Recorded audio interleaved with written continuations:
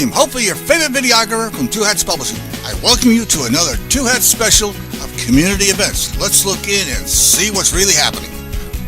So we can respectfully bring our conversations to an end.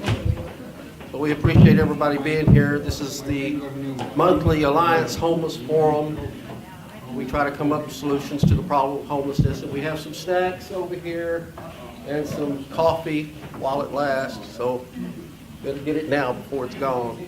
I want to start the meeting by telling a story by the man of the name of Rockefeller. Anybody ever heard of Rockefeller? Okay, well, once there was an employee in his company that made an investment of $1 million, and it turned out to be a bad investment. He went around to everybody in the company, all the employees, bragging on what a good job he did of saving 60% of the investment. Please join Metro Dallas Homeless Alliance at 10:30 in the 5th floor Hammond Room for a monthly forum for those experiencing homelessness, the formerly homeless, or those at risk of becoming homeless. You'll get to provide input into MDHA's planning and advocacy to be a part of an organized movement of homeless individuals advocating for improvement in homeless services. Again, that's 10:30 in the 5th floor Hammond Room. Hot coffee and snacks will be served. Okay, back to my story. He went around telling everyone in the company what a great job he did of saving 60% of the investment. Well, why do you suppose he did that? Because Rockefeller learned very early in life that you cannot be successful by criticizing people. Now, we got some very special guests here today from the shelters, and the one thing we don't want to do is criticize them. Now, we know that the system, if you want to be critical, we know that there's a lot to be critical about, because if the system was perfect, we wouldn't have homeless people at all. But that's not the way things are. So we got some people here today that are going to present their shelter and what it is they do, and so let's all stay on a positive note. Who's first? You can go ahead, since you're out. Go ahead with your, do you have any? No. Okay, all right. Well, I will, I need to talk about a couple of things before we get into the, our agency spotlight. One of them. What is your name? My name is, I'm sorry, we didn't introduce ourselves. I'm Siobhan Moore. I am the Director of Coordinated Access and Assessment with Metro Dallas Homeless Alliance. Ricky Red is our co-chair of the forum today, and so is Mr. Leon Holman in the back. He's waving his hand.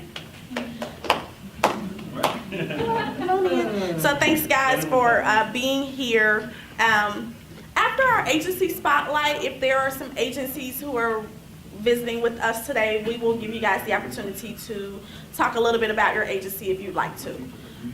But two things real quick that I wanted to talk about. We are at the midway point in our DART program. And so we have about 92 clients enrolled in the program, and so we are still wanting to get more people enrolled. And I think I mentioned this last month, but if your name has been submitted and you have not purchased that reduced DART ID, your name will be on that list for 60 days. After that, I have to remove your name in order to allow another person's name to be added, because we are limited to 200 people. Yes, ma'am? How do you get on that? So in order, for those who are new, this is your first time coming, in order to enroll enrolled in the program, you need to talk with your case manager. Your case manager will certify your homelessness, send me an email requesting enrollment in the program, and I will in turn, I will in turn send that case manager a letter back. How do you get a case manager? You can get a case manager at the bridge. Okay, the bridge is located at 1818 Corsicana, and there are some representatives here from the bridge today. So you may be able to speak with them after the meeting. But it's at 1818 Corsicana, and you just go through intake and get an ID, and then you will be assigned a case manager. Okay. So that's the DART program. Again, we're halfway through. The second thing that I wanted to talk just briefly about is that the tent encampment located at 2nd and 3rd, right up under I-30. We know where that is? Okay. That encampment will be closing on the 25th and the 26th. So moving forward, we will have outreach workers there daily to help you find a new place to go, whether it be to an emergency shelter, a relative's house, whatever your choice is. We will have some case managers available to assist with that. This Monday, MDHA, City Square, several other agencies are going to be under the encampment from 9:30 to 11:30, encouraging people, informing people, engaging you, letting you know that this is coming and that you're going to have to relocate. It is a closure, not just a clean. So you will have to vacate that property on those 2 days, okay?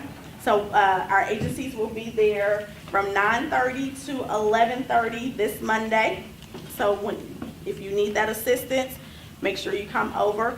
Since our shelters are here, we are extending the invitation to you guys. If you have not received an invite yet, please come on out on Monday, this Monday the 17th from 9:30 to 11:30 to assist with any of our neighbors who would like to go to the shelter. Where's your location? How we can find you Monday? We will be literally under the bridge, so you will see us. In bridge, in homeless shelter bridge? No. At the tent encampment located underneath I-30. There's a tent encampment at 2nd and 3rd Avenue. And it's right under I-30. So we will be there assisting our neighbors who are currently residing there. Did I miss anything? No, I think you hit a lot of stuff off there. Cool. So again, if you are an encampment person encampment neighbor from 2nd and 3rd, just make sure that you come and see an outreach worker next week so that we can talk about next steps and where you're going and how can we get in touch with you when you move on. All right? All right. So you want to come on up? Oh. Yeah. So I'm Rebecca Cox. I also work at Metro Dallas Homeless Alliance, and will also be at the assistance on Monday for the 2nd and 3rd residents with the closure and all of that. So what we're here today for is we've actually heard a lot of comments and questions and concerns regarding various shelters and how to access shelter. When shelters are at capacity, they say they're full, what the response could be, especially in light of the camp closures that are occurring, sporadically in the city, throughout the city. So in response, so that we can have the shelters themselves kind of respond to some of those questions instead of us trying to represent agencies that we don't directly work for, we invited the shelters actually to come out to kind of discuss that, to take questions and comments. I do echo what Ricky said. Let's be respectful on both ends. Yes. So as Ricky said, we're here to try to work through problems. If there's any specific questions you have about your own personal situation, you're welcome to bring those up, but I would also suggest that maybe the shelters could stick around a little afterwards to talk through some private concerns, so you don't have to feel like you have to announce publicly any of your personal business. You can go to whichever shelter you're interested in connecting with afterwards as well to go through personal issues. But I'd like to start off with, if there's any shelter representatives in the room, if you could raise your hand. Oh, see, we got lots. Okay, so let's kind of start in the front and we'll move back to Bruce and then we'll do Bridge and then Austin Street. Does that work? They're not coming up. Are you? I'm sorry. Are you? Are they coming to the front? Yeah. Let's have them come to the front just to talk. Sorry, they're like, or just stand up if you're have anxiety. Okay, but at least stand up so that everybody can see and kind of project so they can hear you. So if we can just go through like the shelter that you're representing, who you are, what kind of just an overview of the intake, what the process looks like, if you're quote full, or if you have availability or anything like that you want to provide, and then just kind of what happens when you're in the shelter, like what to expect once an individual resides there. So if you want to go ahead and start. Yeah, show me what you got. I didn't know I was supposed to be speaking today. I was just told by my director. I'm Sonny Varner for Souls Harbor. Oh, okay. It's a 6-month drug and alcohol program for men only who are dealing with alcohol, drugs, and mental issues. It's also like a 6-month work study therapy. Also, we have warehouses for food storage and self-supporting for the district. Any kind of mental needs that you might need, you take turns, physically, mentally, and if anybody can, we do work the stack court, and if anybody stack, it's drug court. But if any men are serious about getting off drugs and alcohol, get with me afterwards. I'll give one of you a call. I'm also the intake coordinator and training. Oh, nice. What was your first name again? Sunday. Sunday, last name? Bond. Vaughn. Gotcha. Thanks, Sonny. All right, Bruce, did you want to go ahead? Sure, I'm Bruce Butler, Union Gospel Mission Dallas. I'm the CEO there. And this is Miss Patrice Lennon. She's our director of our Center for Women and Children's Shelter. We've been in Dallas since 1942 at Calvary Place. That's our men's shelter, where we primarily minister to homeless men. And then we also own a couple of apartment complexes, River Point and Similar, where we have some transitional and permanent housing. We have a facility called Sovereign Center, where we're going to do some vocational training there. And we have a warehouse also where we kind of hire day laborers, so quite a few guys come for that. We have a veterans program. We have a workers program where even if there's not enough program, we have a job. We just kind of we don't have affordable housing because we have a facility for 90 days, facility on money that we go back out. The women's shelter, we have 35 rooms there. We run about 150 people there. I think all of our rooms are full right now. If we had the ideal setup, we could house up to 235 people there. Overall, all of our properties, again, our maximum capacity is about 815 people. If you come to either one of our facilities, our goal is to lovingly serve you and just do our part in trying to end homelessness one person at a time. Are we perfect? We're not perfect. We're not perfect. We know we're not perfect. We do not have to follow us around the table. We're not perfect. But we're doing our best to try to get better.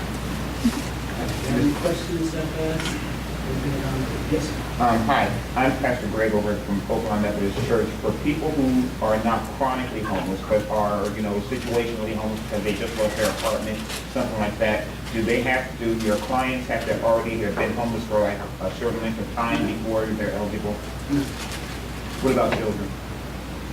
Children? No. Do they have to be chronically homeless? No. Do you accept, like, if there's a mom, a dad, Yes. and children? Families. Unfortunately, right now, we have a women and children's shelter, we have a men's shelter. We have plans for a family shelter. We do not have a family shelter yet, so unfortunately, we have to. No question. Do you have to have children to be able to go to the women's shelter, or is it for single women also? We have, at our River Point location, single women are there, and women and children are single. The discipleship program, you still have that? We still have. But how long is that? It's really kind of individualized. Some people, in the past, people said, a year to 18 months or whatever. But what we're really trying to do now is emphasize, So you're asking. we're trying to get those life skills together so we can keep home. So we're faith-based, so of course, at the core of things, we believe the ultimate answer to problems is to stabilize the life. Because I went to several websites and they listed on the website when I also asked about it, they had no idea. Everybody's believing we're still going to you and feed you and do all those things. But if you want to get into our discipleship program, then you're saying you're willing to go through that Bible training and also will help connect you with all the other social things such as JAWS and VA and what have you. But we unapologetically said that we are faith-based. Is that discrimination? No, that is not discrimination. You're welcome to go wherever, and even there, we serve on any given night. Like last week, we were probably about 240, 250 guys there. And then after they accept Christ as they will, give them food, shelter, clothing. We upgraded our, certain things that we love to do. Do you require during worship, with taking the time and making you raise your hands and all that? If you want to speak in tongues, you raise your hand, go for it. When I stayed there like 7 or 8 years ago, I never take a shower. It was like no partition in the shower here. And so, have y'all, anybody? Those are things we're addressing. I went to school in a local area, and if you went to school and you lived in a certain dorm, there were dorms where, guess what? I'm sure with the guys, there were no partitions there. That was there. We're addressing it. It's not going to be. One time, when I was there a few years ago, we had to go to 2 different church services. Now, do we have the option? Do we have the option not to go to service and have to eat or go to sleep, or do we have to wait to go to the church services before you go to sleep? Are you forcing people? If you go to our facility, You forcing people to go to 2 church services. there's a Bible hour. And then, Okay. and then you have an option, then you go to sleep, but you should have an option to go to sleep right away and not forcing people to go to 2 church services, and that's the main complaint here. So I think the question then, let me repeat the question so everybody heard it, because I think there was some emotion there. So let me repeat the question without the emotion. Is that okay? Okay, so the question was, when you choose to stay at UGM, is a requirement to go to the services, or can you opt out of the services? When you choose to go, well, we have different kinds. We have a veterans program, we have a veterans Just program. answer the question. Okay, he's answering. No, you're not. You're wrong. Okay, Robert. Robert. You have to actually leave. Robert, come on now. We want to answer your question, but we have to be respectful. We have a veterans program. If you're part of our veterans program, you're, quote, not forced to go to any service. We hope that as we love on you, that you would want to, we figure out, hey, maybe it's something different about these people you want to do.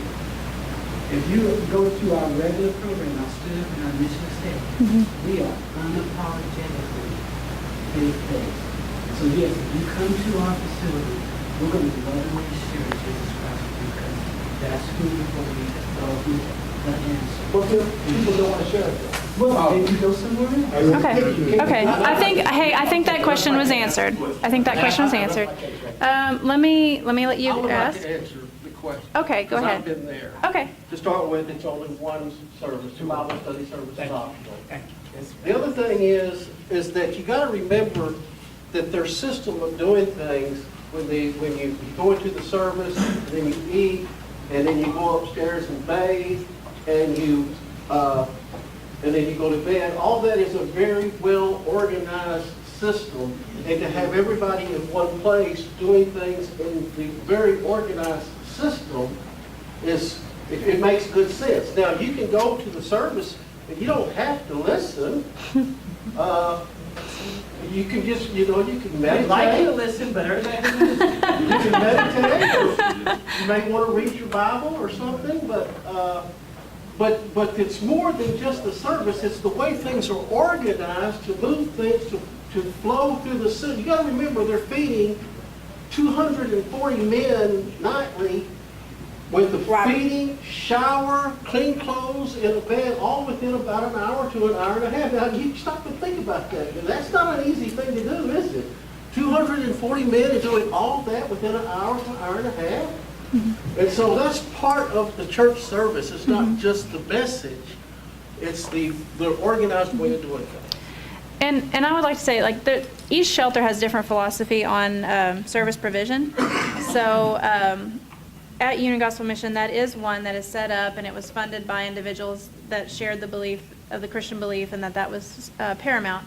And so they are set up that way. But as long as that's told in the forefront, and people are understanding that when they go to shelter. beds are very hard to get, okay? You kick somebody out because they don't believe in Jesus Christ. That's discrimination. Okay, so let me You just think you kick them out. let me address that, and then we're going to move on to the next shelter. Okay. So addressing that, attendance is required, and that's my understanding is what he said. Attendance is required, but then accepting any kind of belief is not. But attendance is currently required. And I will say that Bruce is relatively new.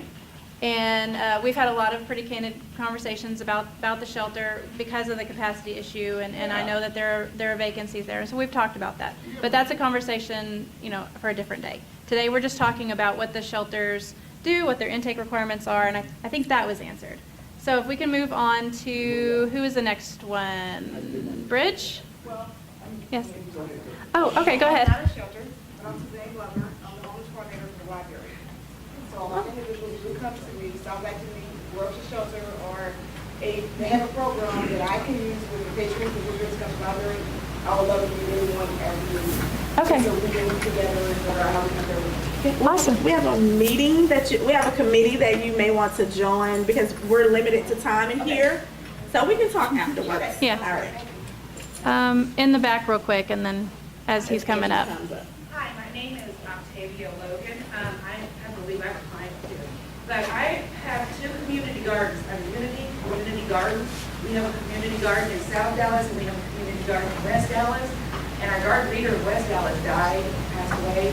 And we really need people, like when she passed away, everybody stopped coming and working in the garden.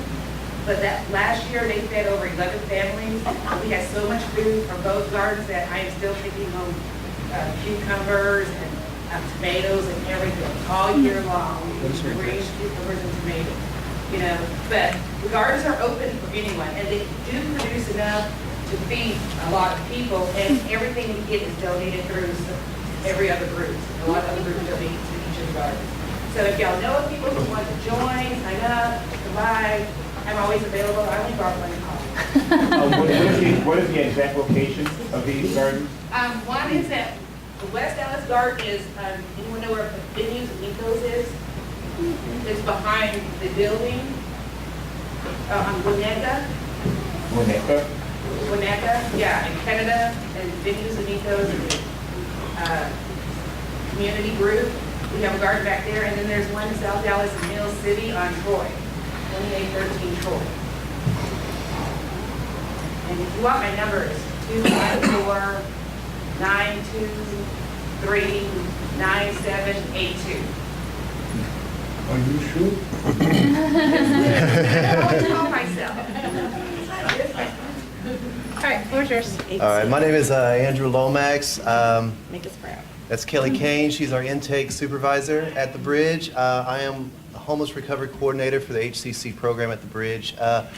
Just a brief overview of what we do. We're kind of a one-stop shop as terms of shelter. We have Parkland on site, Metro Care, which is a behavioral health organization on site. We have VA on site, Texas Workforce on site, and more importantly, we have care managers on site. We try to encourage folks to access care management services for a housing and recovery plan. As far as shelters go, shelter stays, we are a low barrier shelter. So it doesn't, if you have a criminal history, you can stay there. Mental health history, you can stay there. Across the board on that. We have 149 emergency shelter beds. We have 99 transitional beds upstairs. So we have a capacity of about 248, I guess, is what it is. So the way to access beds at the Bridge, everything comes through a care manager. So you would need to make an appointment, see a care manager, and then we can work on being sheltered there. If we are full, and we are currently full pretty much every day, but by accessing your care manager, you will be able eventually to be able to stay there. It's not an exact science as far as getting a shelter stay at the Bridge due to our capacity issues.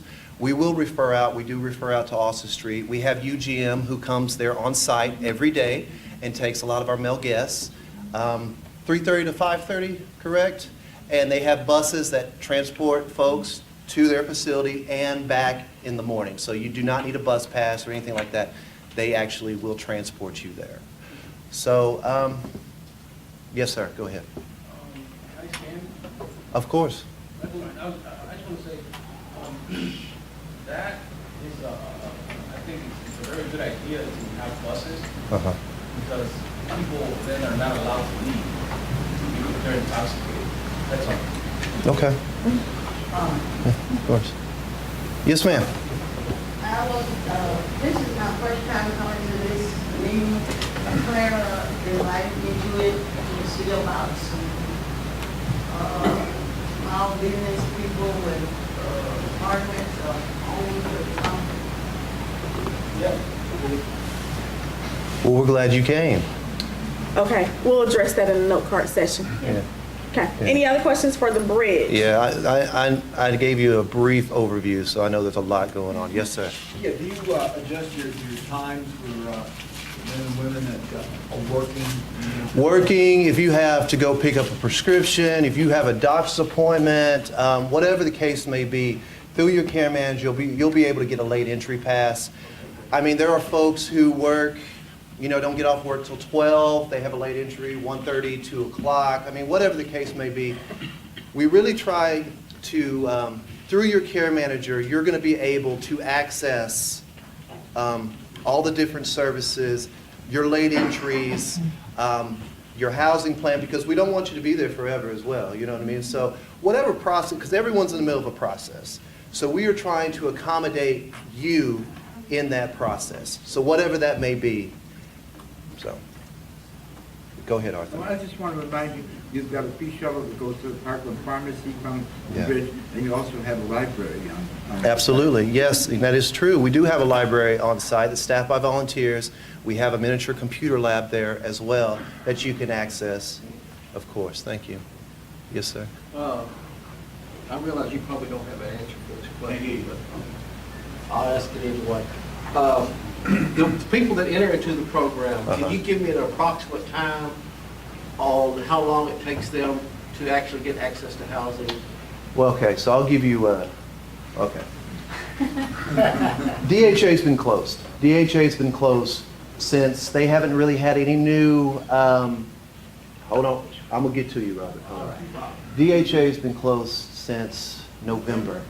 I will say this week, a lot of people who have existing housing referrals that were put in September or last October, on my program alone, there's probably been about 50 of our people in our little program that have gone to appointments this week. What the word on the street is, after they do this initial stuff, DHA is going to open back up. I don't necessarily know what the process is going to be yet, but let's just say, take all that away. DHA is open. You have your ID, your social, birth certificate, some form of income, whatever the case may be, and we applied for your housing today, right? We send it off, usually about 4 to 6 weeks after that, usually, you get a briefing letter. The briefing letter is usually 2 weeks out of that. You go to the briefing, you have all your documents, they check everything off. Usually 4 to 6 weeks after that, you get a voucher. And then you got to find a place. You find a place, then they got to schedule an inspection. Once you turn in the packet, probably about 2 weeks after that, they do the inspection. Once that inspection's done, DHA caseworker signs it, you can move in 2 days later. So on an average, I would probably say, best case scenario, 6 months? 6 months. Best case scenario. Now, that's not including all the supportive housing programs and other things. And, as I'm sure Robert's going to bring up, we all know, the inventory's low in Dallas County. It's a problem, especially for folks who have felonies. You know what I mean? So, again, that's why we try to really stress working with the care manager, because we can help you look for these places. Give you bus passes, personally advocate, whatever the case may be. It really just depends. Really all options are on the table on our end with assisting this individual who has a voucher or whatever the case may be to get into housing. So. Our services that we do at our church are, of course, only take place on Sundays. And so we get people who come in and they're brand new to the city or whatever the case, and I try to describe to them how to get to the bridge and all that other stuff. But again, since we're only available to them on Sundays, there's no way for us to really follow up to find out whether or not they actually made it to you. Is there any way that maybe once a month or a couple times, a couple times a quarter, where a case manager can actually come on site on, thank you very much. Yeah, because that way, if we can get them signed up, on that Sunday evening, or if it was a way that we could do this, coordinate that effort, then we would feel a little bit more comfortable knowing that that we're not just sending this person out into the wilderness, you know what I'm saying? Yeah, I hear what you're saying. Send me an email. We can talk about it further. I'll give you my card. Absolutely. And one thing about our intake's 24/7. So obviously, if you show up, if someone's getting discharged from the hospital at night, because a lot of times hospitals will discharge people at night, unfortunately, and they show up with their hospital paperwork, we'll make accommodations. You know what I mean? They're going to have to follow up with the case manager the next day, but we try to be as accommodating as we possibly can. We do not want you sleeping on the streets. We don't want you to be in an unsafe environment. So whatever the case may be, we will work with you the best that we can to get you on the road to your homeless recovery. Another thing, and I didn't mention this earlier, another thing about our shelter, being that we're a low barrier shelter, is if you stay in a campsite, you can still access services with us. So we don't preclude you from being able to access services at the bridge.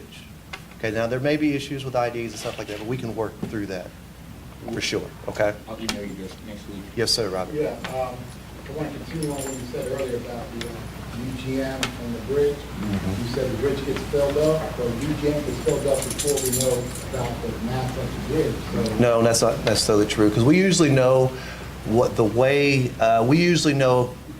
what our mat allocation, what our mat allocation is going to be in the morning.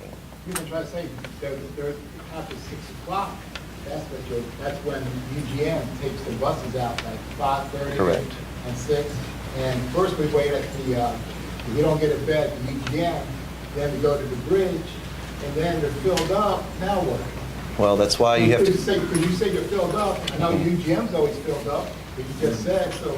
Where do they go after that? That's why if someone 7 o'clock at night. if someone's showing up after hours, they would need to speak to someone in intake, and we will try to troubleshoot and try to figure out what to do You afterwards. understand, sir? What's your suggestion? Robert, what's your suggestion? I understand what you're saying, Robert, but everyone's in a different process, and everyone has a different situation, and that's more of a case-by-case conversation. I understand what you're saying. You go to UGM, for whatever reason you can't get in, which is, we've never really had that problem with anybody getting into UGM, but let's just say it happens. We will try to make as many accommodations as we can, whether we try to call, Dustin with Austin Street or Dallas Live, or, they may have to sleep in a chair for the evening, whatever the case may be. We'll troubleshoot and try to figure it out. Didn't you stop sleeping in the chair? Again, we will try to do accommodation after hours the best that we can. All right, thanks, Robert. Okay, so the next, I'm sorry. Okay. Last question. That's fine. My name is Mike Mitchell. I am from so many years suffer, cannot find a job, cannot find shelter. Even last year I was in this section 8, whatever, but they after 10:30, everybody have to be quiet, go to sleep, but they get out on the front of my window.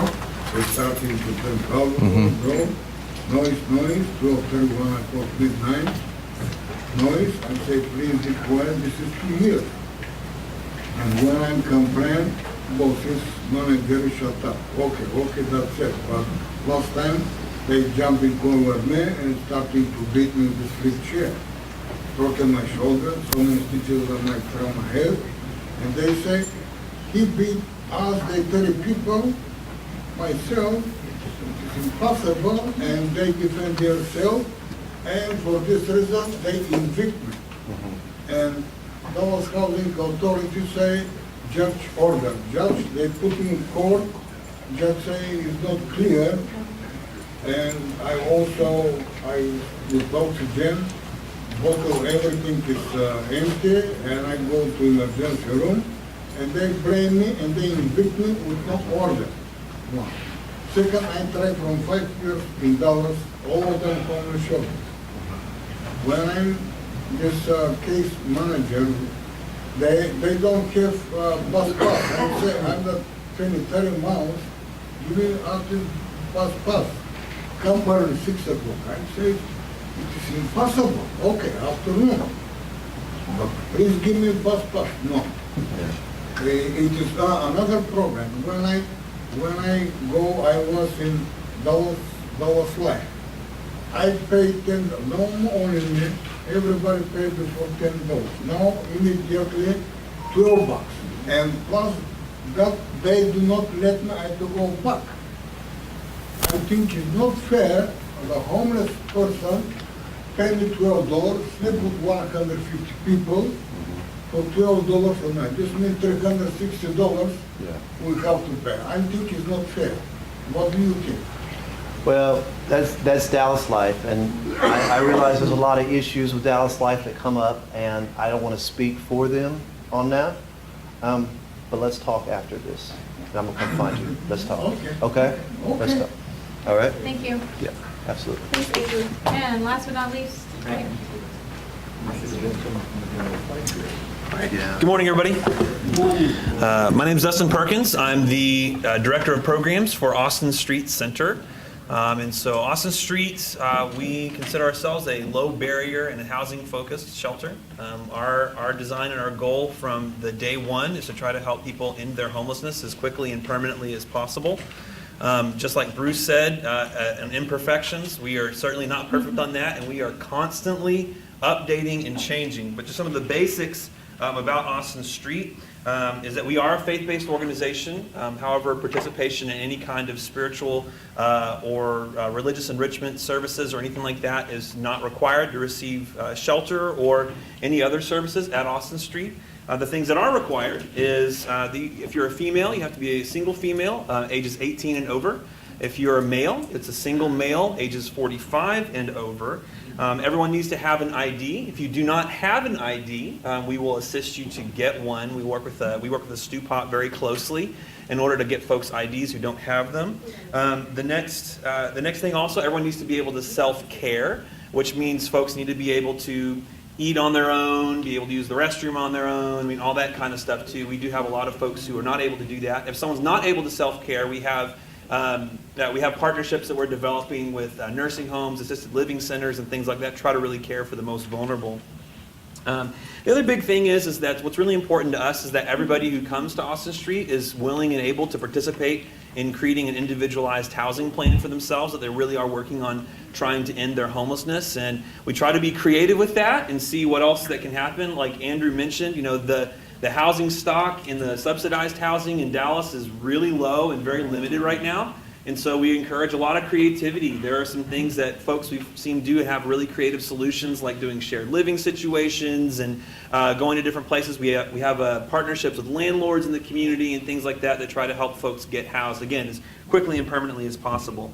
For everybody who attends our shelter, when they come in for the first time, we try to do what's called diversion, which means we try to assume that this is not necessarily that someone else may be able to go somewhere else. We want to make sure that folks come to Austin Street are truly in the midst of a housing crisis and have nowhere else to go.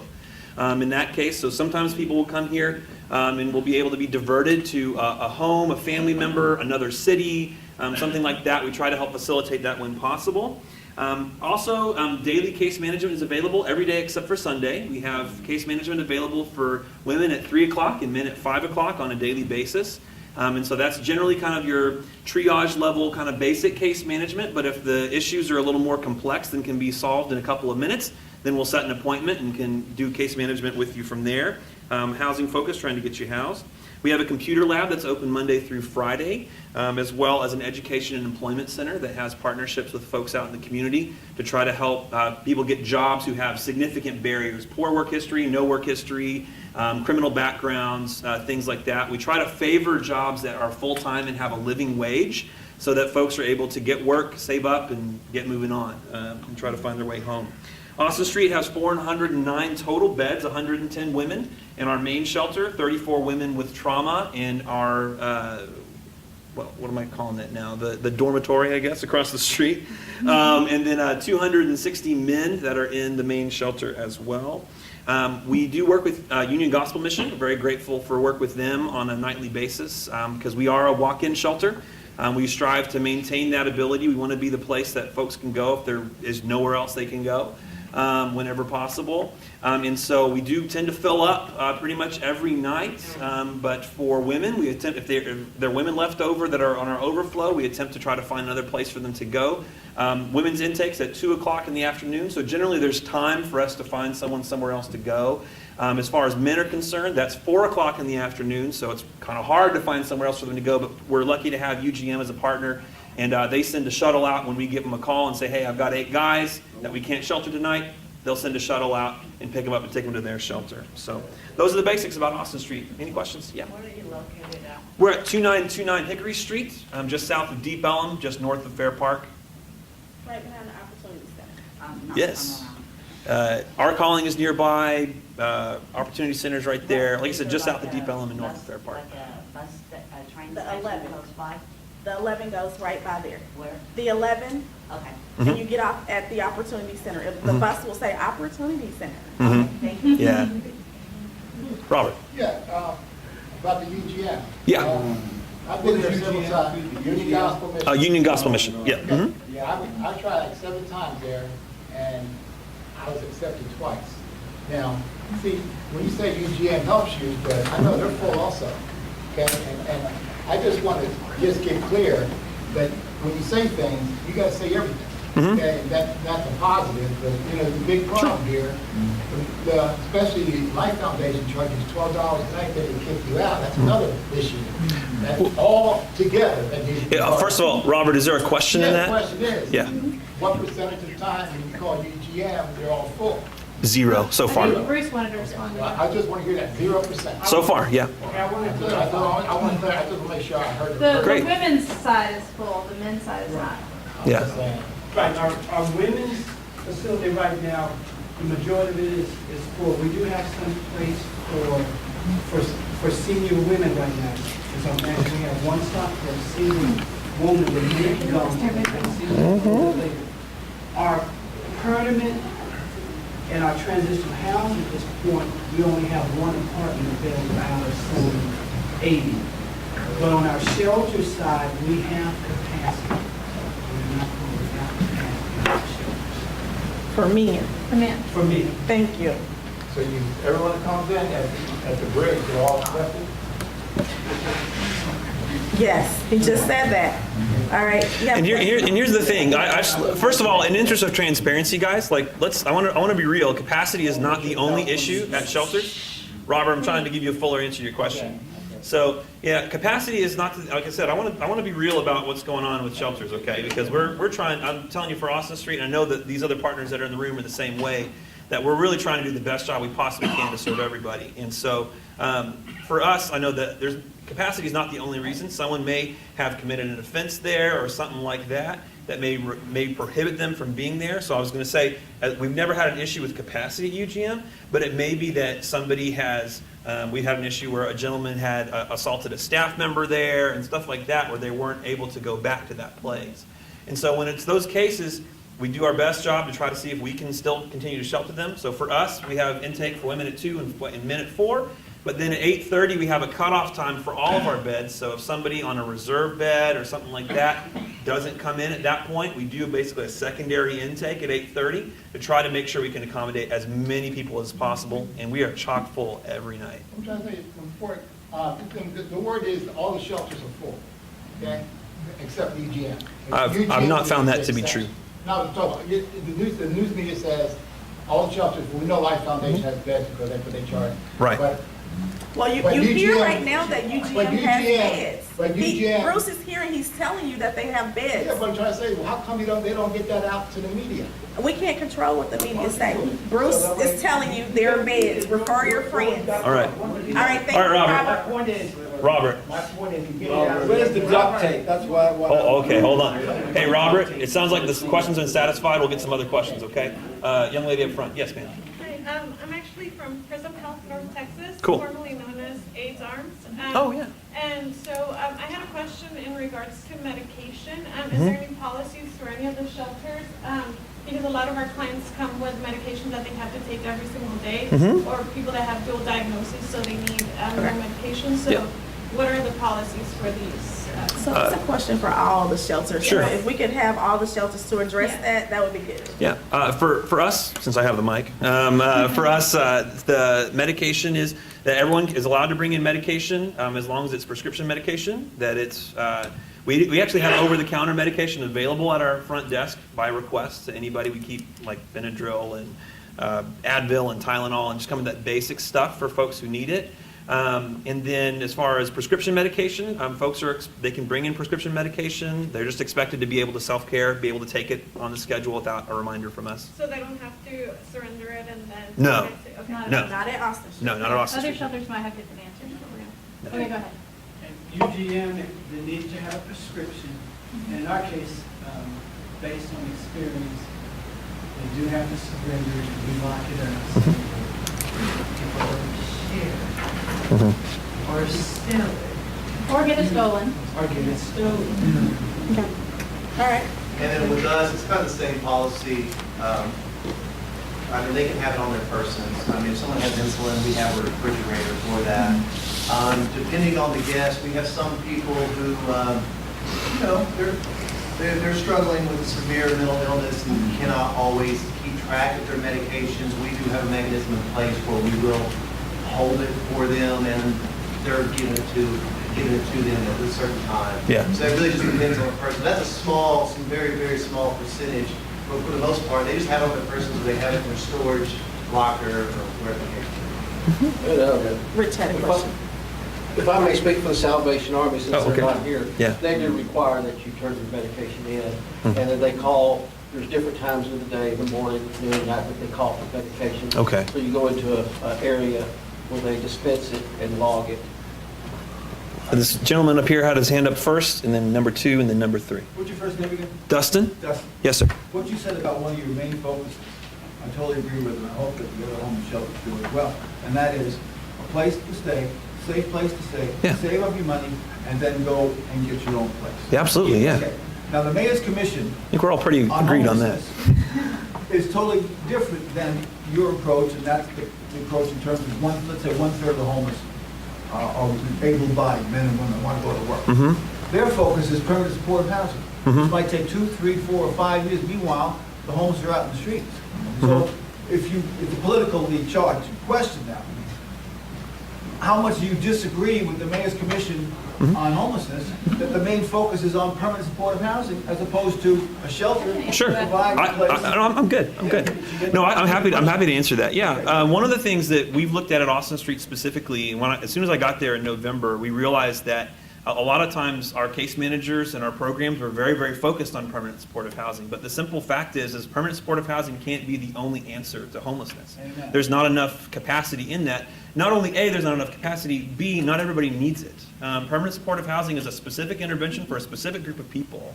I was just talking with Robert about this right before here as well, but that permanent supportive housing is a best practice that's evidence-based for people who have been homeless for a very long period of time and who need supports, not just in mental health, not just in substance use or physical health issues, but also just really in those simple things of being able to do the 2 things that everybody in the world has to do in order to stay housed: pay your rent and be a good neighbor.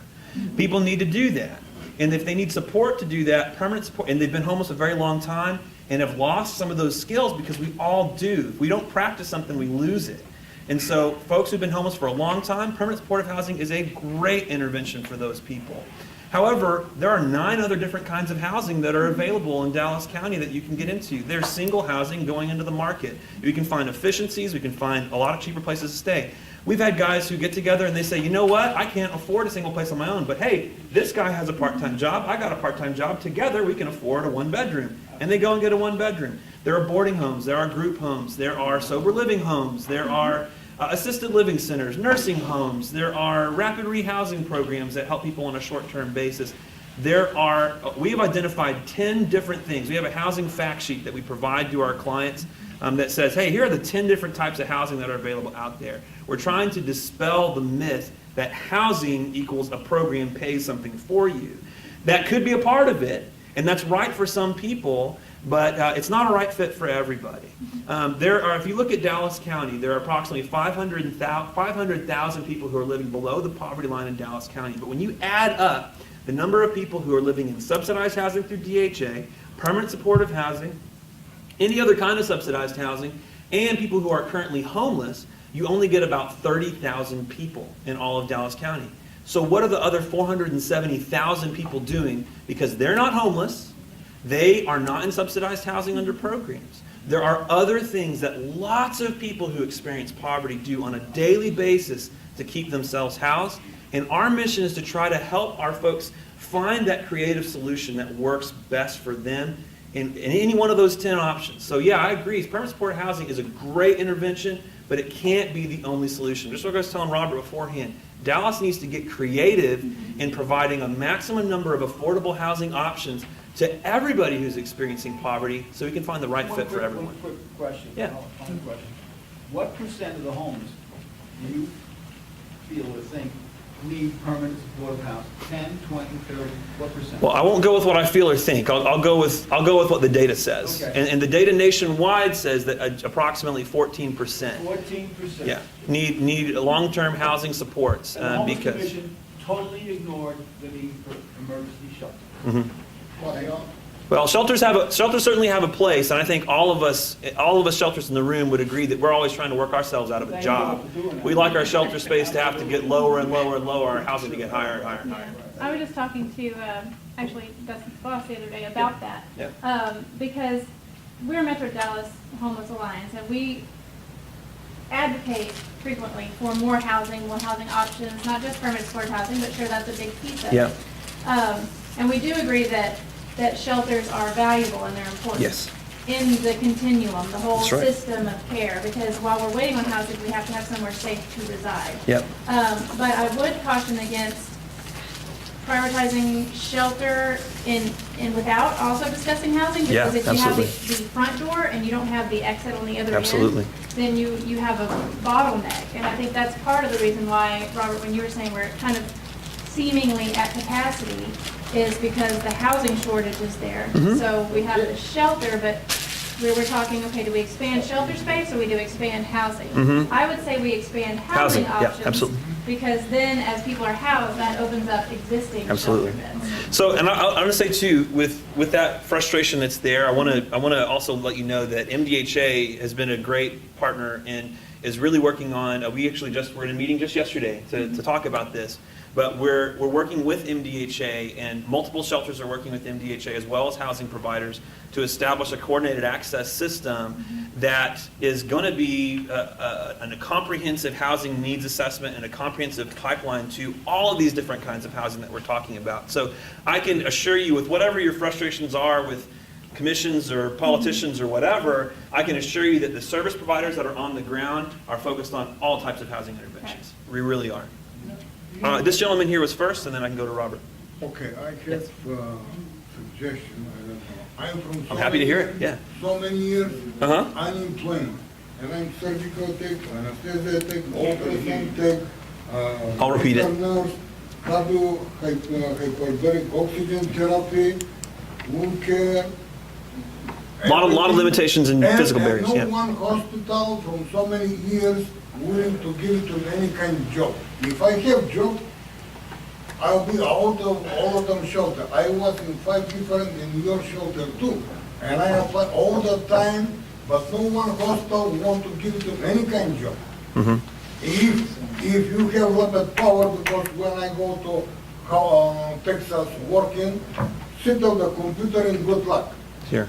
I've So got what's many your years. name, My sir? suggestion is, if you have some more power, hey, these homeless people, they can work, give it to them work, Right on.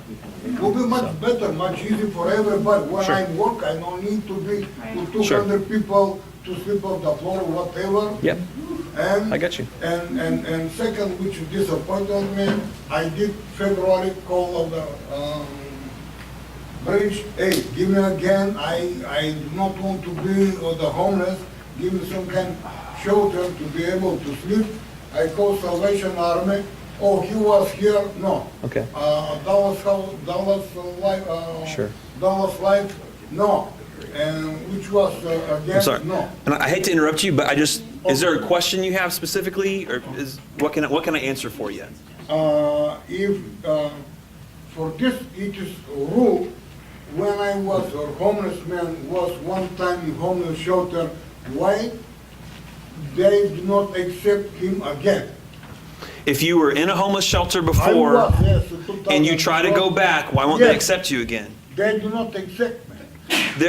So let me ask you, I'll go a little broader with that, kind of like what I was saying earlier. There are multiple reasons why someone may not be admitted to a shelter.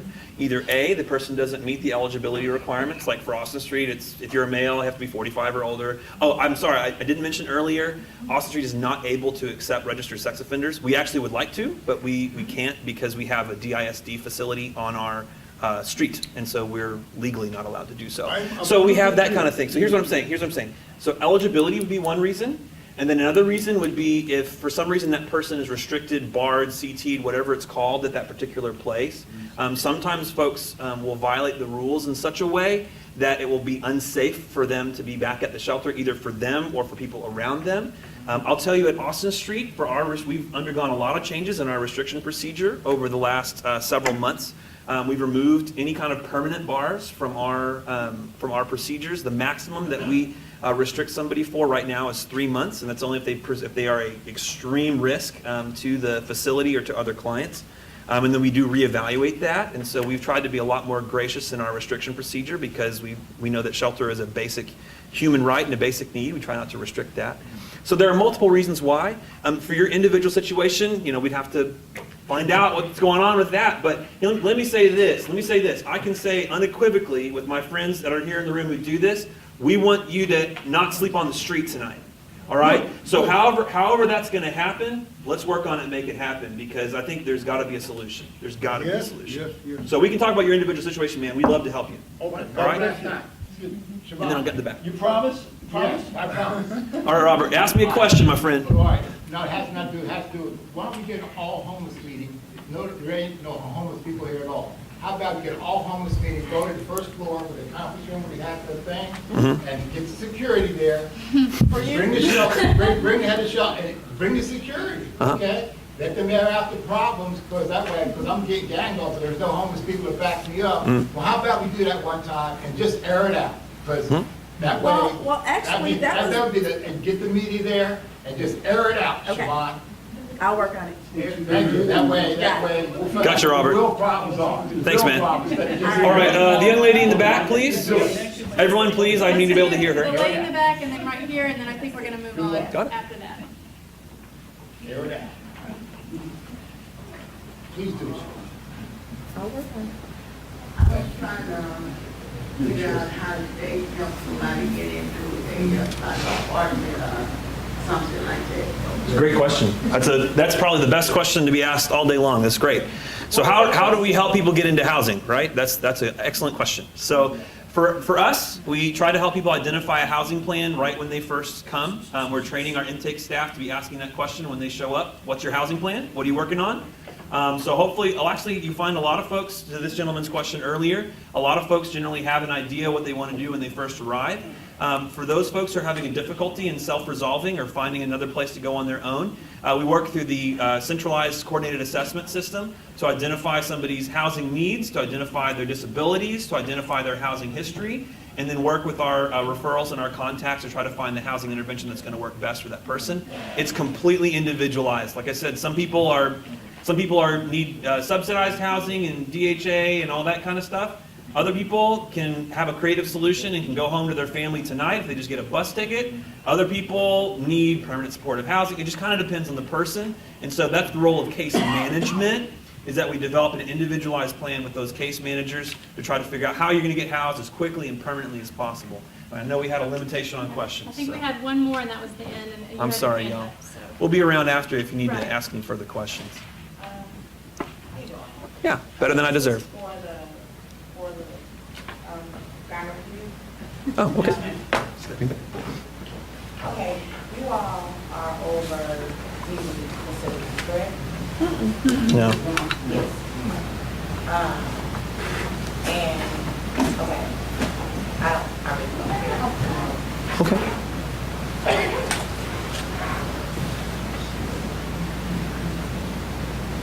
I'm a lady, and I called several domestic violence shelters, including New Orleans, and they told me I needed to know my opinion in order for me to get into.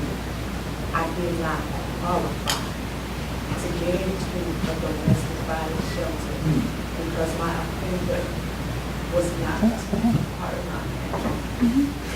And I'm still homeless. Well, we would definitely want to talk to y'all tonight. As they move, center of what we've done, and that's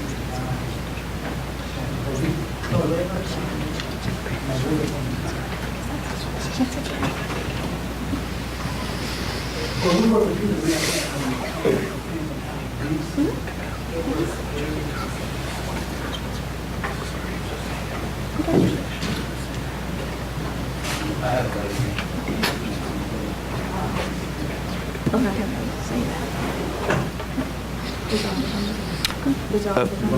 I can. Yeah, we're talking about it. We can work with you afterwards. Well, I can speak for Austin Street that if you are a victim or any of those things, we would not require any of that. You are able to stay at our shelter without that. We're of course, if you have, now I will say this, if you do express that you are a victim, and especially if you're currently fleeing or something like that, then we're going to try to get you connected to something that'll be of more assistance to you than we would. So for us, for instance, Austin Street, some people don't know this, but Austin Street's a member of Shelter Ministries of Dallas Incorporated, which is a parent organization, and our sister shelter is Genesis Women's Shelter, so we're actually part of the same organization, and so we frequently do have to divert people to a domestic violence shelter or something like that.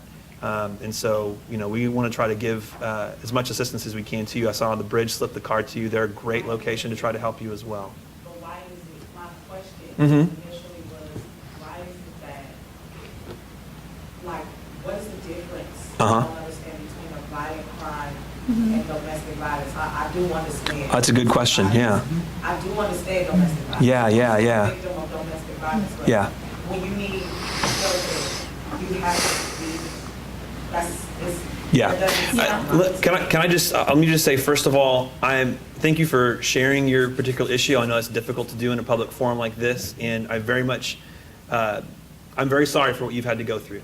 And especially with the housing crisis you're experiencing, and everything just makes it all the much worse. And we're very sorry for what you're going through, and I hope that we can be of assistance as a group, as a continuum. As far as to your question specifically, what's the difference between violent crime and domestic violence? Domestic violence shelters are generally there to try to provide additional levels of protection for people who are being targeted by an intimate partner. So the idea is that if somebody is being abused, let's say by their husband, as opposed to by a stranger, that husband is going to try to find them, especially if there are children involved. And so they generally are, domestic violence centers are going to be at confidential and secret locations and have additional security and all that kind of stuff. I understand that there's probably a hole in there as far as people who are victims of violent crime, and I know that there is so much trauma that's associated with that. And you're absolutely right that Dallas desperately needs much more trauma-informed solutions for people who are victims of violent crime. And our continuum is on our radar very much, and we are working on that. To your specific situation, again, when you ask about do you have to disclose X, Y, and Z in order to receive shelter, I can tell you that there are shelters that you don't have to. And you can come and work on your housing plan however you need to work on it. Okay? Thank you very much. Appreciate it. Right.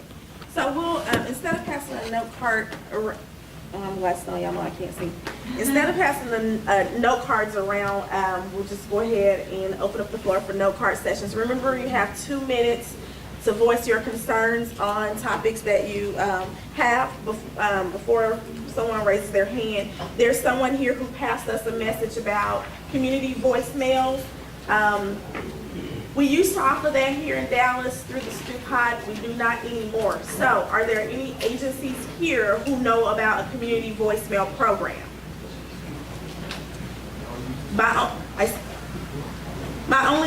Do you have a question, or do you know about community voicemail? I'll go after. Okay, so my suggestion for the person who handed us the note for community voicemail is to perhaps grab a assisted phone, a free assisted phone through either Assurance Wireless or SafeLink, someone like that. I know the Stu Pot used to. They don't. They don't do it They anymore? don't. Yeah, that's what I use. They don't do it anymore. That's what we always use. Yeah.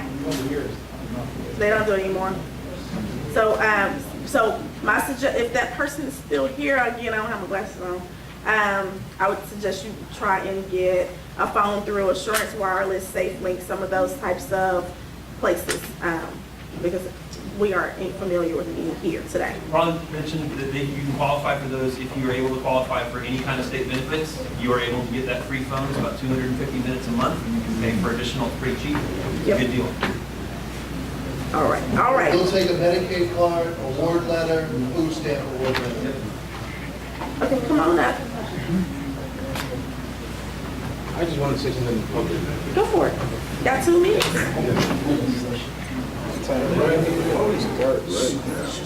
Excuse me. I'm bilingual, so I have to say it in both English and Spanish. Buenas tardes. That means good afternoon. Mi nombre es Vicente. Okay. My name is Vicente. We, as an organization, like there is in different states, I've been on some kind of, I could say, trip or going through different states, seeing the way the organizations of Christian or government work. Now, he's talked about the way to get benefits. That's good. We have talked about people with drug addiction. That's good. We have touched bases with almost everything, and everything is working fine. Now, I want to say this, right? I want to say this. If all the organizations go along with what a family or a church that's united, what would be the best idea when you see that person coming in asking for help? Who is the one in each congregation that has the more money? Those are the ones that have to help the people that are trying to look for Section 8 or housing. That's all. Thank you.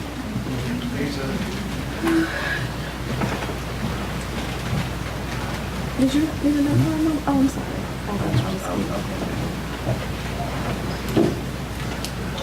Good morning, everyone. Some know me, some don't. A 14-year advocate for the homeless. I was involved with the 2005 referendum to get the bridge built with a couple of pastors.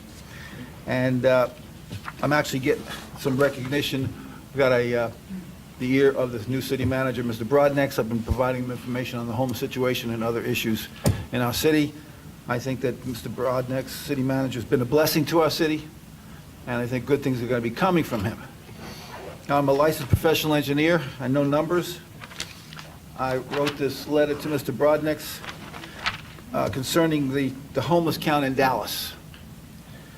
I'm not the only one that have been pointing out the fact that it's way low, and I've heard that the reason for that is that it's a point-in-time count.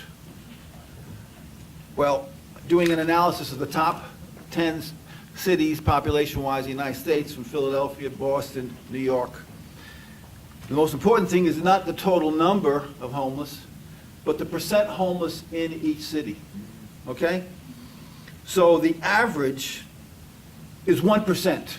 You go from 0.3% in Philadelphia, 1.4% in San Diego, 0.9% in New York. The average is 1%. Dallas claims that their homeless is 3,800. Now, all these other cities use the point-in-time method. So why is Dallas underestimating by 80% its homeless? I'm not going to get into the reason why, because we could talk about that for a long time. Well, first of all, it's an embarrassment. It's an embarrassment. Because the Homeless Commission has publicly stated more than once that there's 10 to 12,000 homeless, and I think that people would attest to that, would witness to that fact. How can you address the homeless issue when you're at least by 1/3, reporting 1/3 to 1/4 of the actual amount? According to the .2 number, it should be 1,400, but I think we can accept 10 to 12,000. So again, why is Dallas underestimating it? It's an embarrassment, plus again, I'm going to say that the housing situation, the homeless housing situation has to do with making money. That's why they're looking at permanent supportive housing with the tax credits, whatever. And if you look at 5,000 homeless, because you have the shelters out there providing maybe for 1/2 or 40%, it would cost almost $500 million and take up to 10 years. There's some organizations that are making a lot of money off the backs of the homeless. So thank you very much. If anybody wants a copy of the one with the numbers, I've got 3 or 4 left. Thank you. So, let me just put a quick plug in for Metro Dallas Homeless Alliance, which is the agency Rebecca and I work with. We do the point in time count annually around the 3rd or 4th Thursday in the month. In January. So if you are homeless, please make sure that you are counted, because if the number, as Richard has stated, is lower than what we are reporting, that means we are not counting you. So you want to make sure that you are counted. Secondly, if you are housed, why not come on out and help us count? I come here every January and first of all let you know that we're counting, when we're counting, where we're going, and also let you know we need volunteers. This past year we had 750. We need about 1,500 volunteers. So if the number is inaccurate, help me out. All right. And I would also like to add, as you're talking about the point in time count, and it's done in every city, I would suggest that, as she says, next January when they do the point in time count, you participate so you can see how the process works. That way, when you have criticism or whatever, you'll have actual experience at seeing how the count is done, so that you can, well, why don't you do this and such that? Because you have to see the count done. They've been doing this for years, ever since I've been here. They've been doing it. And as you say, they do it in each city. So you have to see for yourself how it's done, and then add your suggestions for how it can be improved or how it can become more accurate if you feel like it's inaccurate. Do you understand what I'm saying? Yeah, can I respond to that Sure. quickly? Okay. I have no problem with the point in time count. Mm-hmm. To me, it's a political situation not to report the fact that there are 10 to 12,000 homeless out there. Plus, I question, using the same methodology, why are these cities up around 1%, Dallas is at 0.2%? It's really, we're talking about a politically charged situation here where the leaders of our city and the county don't want people to know what's going on in Dallas. And there's just one aspect of the corruption of the Dallas homeless program. And again, you're in the middle. Your middle management, in the middle. It's the people on top that are causing the problems. Okay, but getting back to my point, their count is done the same way it's done everywhere in the country. So if you have if what you're saying is something that's done after they finish doing their count, then that's what you have to address at the appropriate venue. All right, we have to move on. We have exceeded our 2 minutes on that topic. Okay, now this Sunday, several of us are going to Washington, D.C. To the National Alliance to End Homelessness Conference. Okay, and what we're going to do is, from my perspective, one of my main objectives is to address payer source discrimination. Now, you know, we had this forum with the congressman back in May. Okay, now I'm trying to arrange a meeting with him in Washington. So we're going to have to address this because as our representatives from MDHA have said numerous times, the back end is what's slowing down the process for getting people out of homelessness. So we have to try to get these landlords to accept these vouchers as they are and not create barriers for people who are using them. because I see numerous segments on the news and PBS specials about high school kids that are homeless. Then you have families that are homeless. And I tried to play a video, a website that talked about how the city lost $8 million in vouchers that were unused because there's this resistance to accepting people with Section 8 because of predetermined whatever. They don't. To me, in my opinion, it's discrimination. But what we're trying to do is we're trying to get this problem addressed so that when a person gets in a shelter, as the gentleman from Austin Street was saying, we don't have to have a 6-month period where you have to stay there. If you can get a voucher, you take your voucher and leave and make another space for someone else. So that's what we're going to do in Washington. Anyone else? You wanted to say something earlier. I would just wanted to say that I'm from a domestic violence shelter, and I can give you some stimulator. That's what one of our qualifications. You have to understand every agency has a different qualification. We only deal with domestic violence. We can't accept anybody else. So if we need help, we will be able to help you. I wrote some numbers down we have 2 shelters. One is in Garden and one is in Plain. And I can get you transportation. And I also just wanted to say, I work with landlords, and I think, we're all being criticized because I work in rapid rehousing, and I think everybody has to take a part of it because we work very hard. I have to give double deposits to people that give second chance housing, and then I have a lady in there with kids. She just had a newborn, and she's over there cussing at the landlord. So now she's going to get evicted, and I'm like, I worked, I gave $4,000. I mean, we're trying to blame everybody, but it's a group effort. I mean, I see it on the back end, and I see it on the landlords, and I have to talk to the landlords, and you have to understand that it's all of us have to work together. And when we criticize, because I'll be in touch with the shelters. I work 24/7. Somebody calls me, I try to get them in. And when people, I'm sorry, Robert, when people are criticizing, that makes us feel bad. I mean, because I go home and I know these people work hard. I mean, I've been to the bridge where they try, and sometimes your hands are crossed because they won't take sex offenders. They won't, and even if I give you I tell them, I give you 3 times the deposit, you're not going to take it. So, I mean, and you have to take responsibility for what you've done also.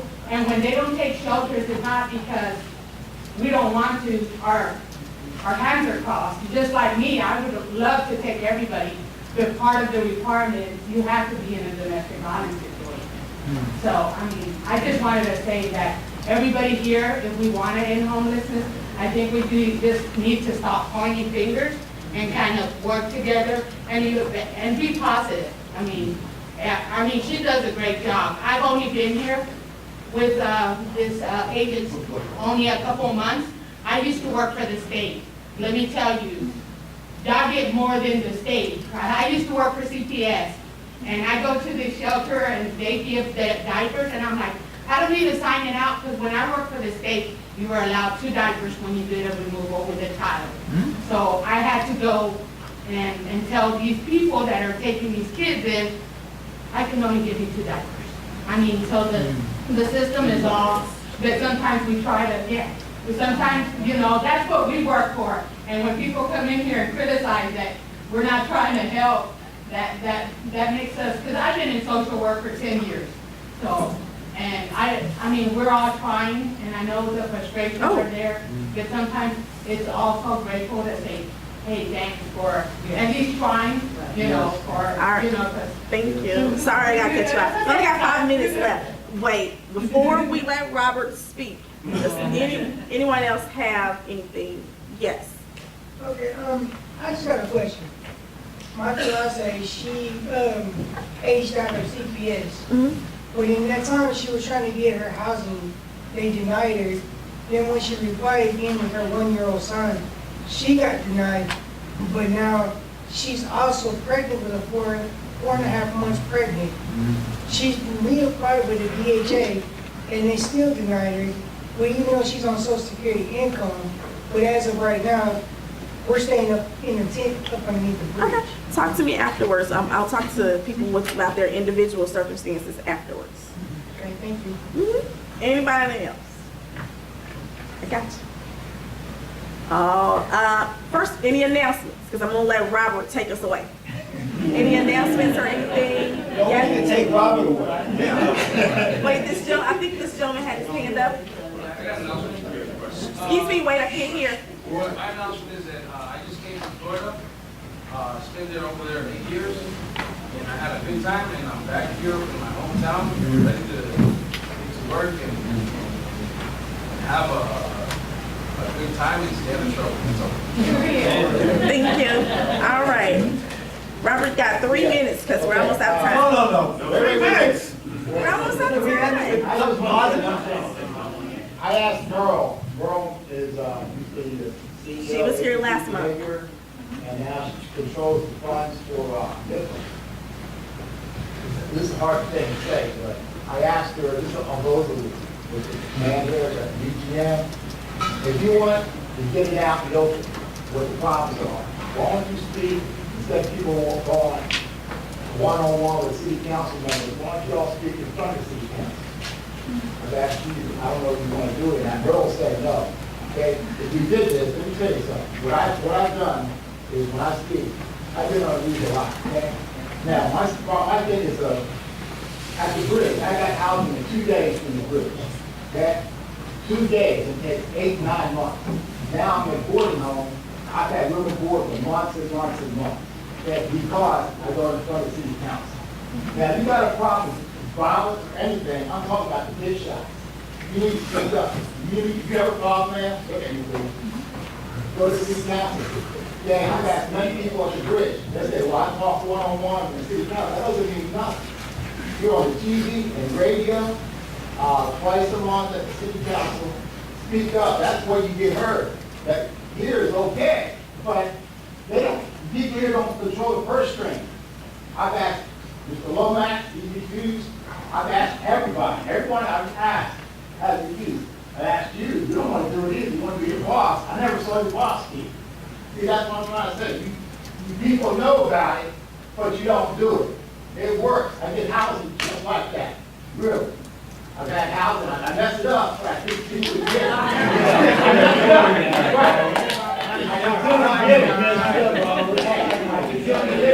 Right now, because I'm very advocate of homeless. I fight for everybody. Okay? But I'm going to say what you criticize me about. I just hope, Siobhan, you bring a homeless meeting and have the police here, whatever, that they'll control themselves, but you'll see the problems that is not here because you know homeless people here. That was jumped on today. Trust me. You get all homeless people, now they'll be on my side 100%. Okay? But one thing, make sure you speak up. You say it in front of the council. If you don't do it, nothing's going to happen. You too, sir. UGM. You refuse to do it. Well, man. Okay, that's what I have to say. All right, Robert. Siobhan, let's end with something positive. Let's hear it from all of the people here that are doing the best they can for homeless. All right, thank you so much. We'll see you guys next month. This is William, hopefully your favorite videographer from Two Hats Publishing. I hope you enjoyed this video. If you like it, please leave comments below or like, follow, or subscribe to us and get notices of all our videos. We love it, even when you call.